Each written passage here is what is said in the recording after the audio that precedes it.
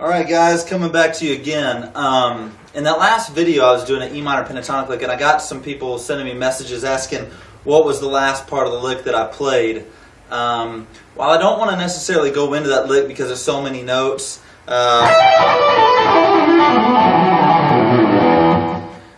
will talk to you about the scale that I'm using, and then maybe down the road we'll come back and talk about that long lick. But basically the idea is that E minor, if you're in the key of E minor, that's related to G major. If you're in the key of G major, it's related to E minor. So those are called relative to one another. They're related to each other because they have the same notes.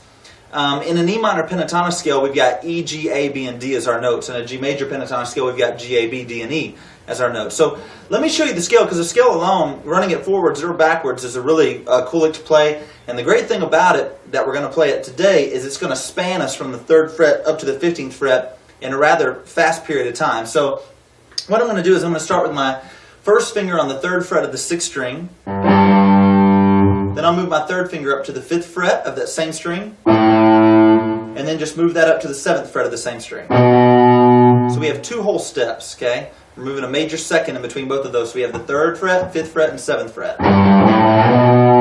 Then we'll just drop down to the 5th fret of the 5th string. 3rd finger to the 7th fret of that same string. Then we'll drop straight down to the 5th fret of the 4th string. 3rd finger on the 7th fret of that string. And then moving up a whole step to the 9th fret on that string.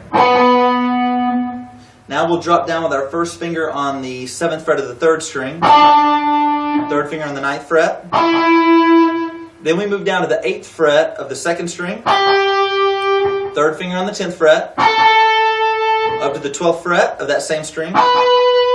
Dropping straight down to the 10th fret of the 1st string. 12th fret of that string. And then we'll end it on the 15th fret.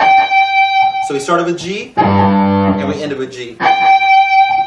So basically, if you can kind of get the pattern that's being played, it's 2 whole steps on one string, then 1 whole step on the next one. 2 whole steps on the next one, 1 whole step on the next one. 2 whole step on the next one, 1 whole step on the next one, and then you end. So here it is real slow.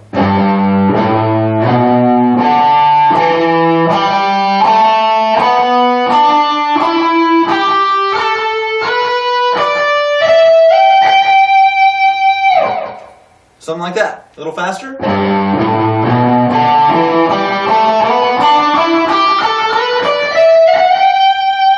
Now a scale like this can be kind of hard to pick every note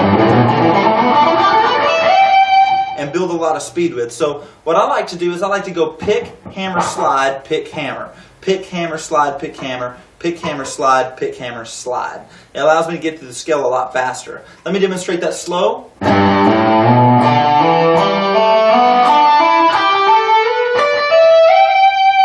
So you got to hammer pretty hard, and remember you got to push hard when you slide too. One more time.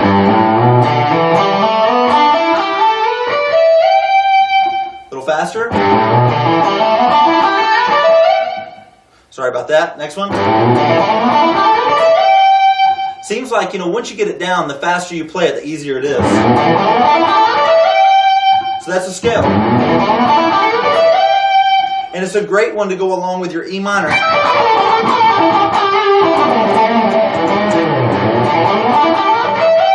You don't have to play the whole thing, you can play it in sections.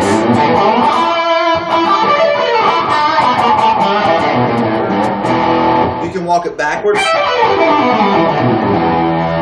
But playing it forwards is a great exercise. Again, slow. And then up to speed.